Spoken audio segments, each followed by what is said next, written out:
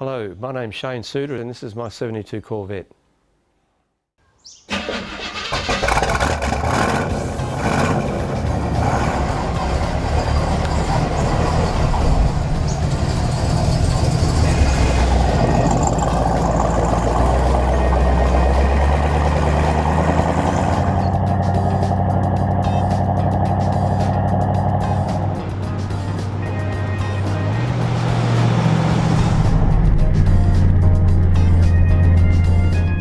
First car was a Ford Anglia with a Cortina GT motor in it. That was my first car. It cost me $500. My first registered car that I could drive was a Holden FE panel van that was used as a campaign car for a state politician back in 1975 in Adelaide.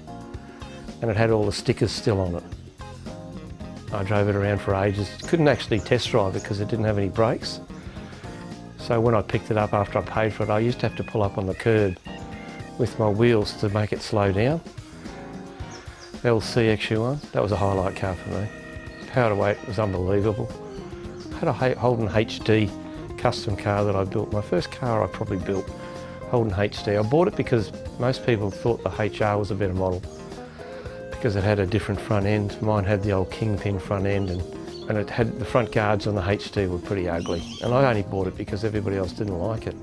So I wanted to make a ugly duckling into a pretty swan. So I built that and did a few car shows and won a few. So that was another one that stood out. I had a HK Bathurst Monaro with a 327. That was another good one. I'd never driven anything like that before and that was a pretty scary car. We had a look at a few other things and we saw a 180 Nissan 180 SX that we didn't know anything about.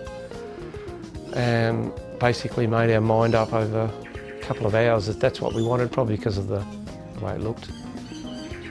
So we bought that, and that was probably 15 years ago when imports could drive around the streets without being harassed, not like today.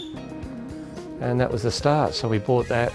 At the same time we had a 32 GTST and then moved on to a 32 GTR, had another 32 GTR after that and now a 34 GTR.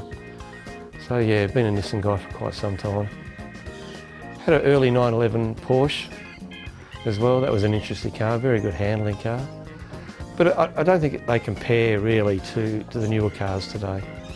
You know, everybody says they're great cars, and they are, but the newer cars, the handling and the components and the technology is probably where it's at now. And we have older cars because we enjoy them, like this one here. We bring back the memories from that time when you saw them in an American magazine and you thought, that's a really cool car. I think childhood memories of cars that you want probably stay with you forever. So hence it's taken me 35 years to get one of these, but I got it.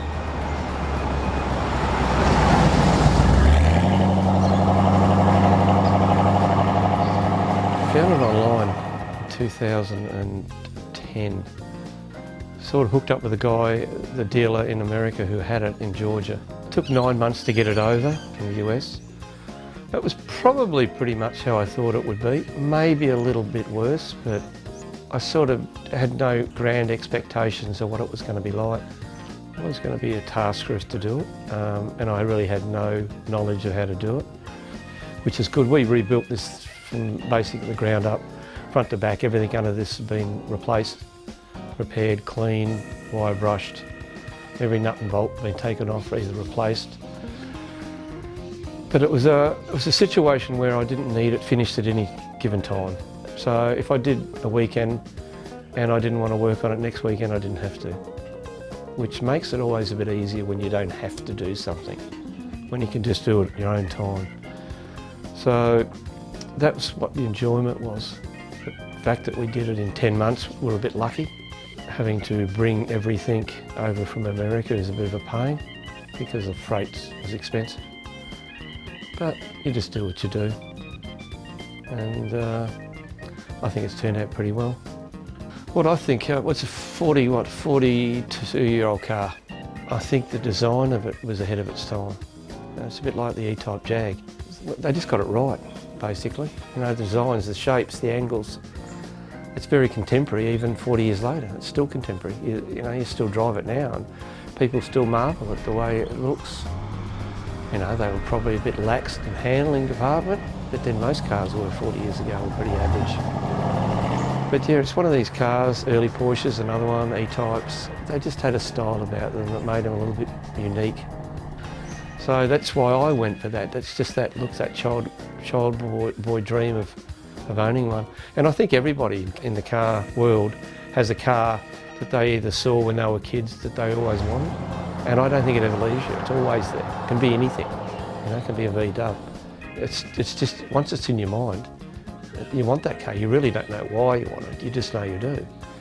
And, you know, I was lucky enough to fulfil that. Some people don't.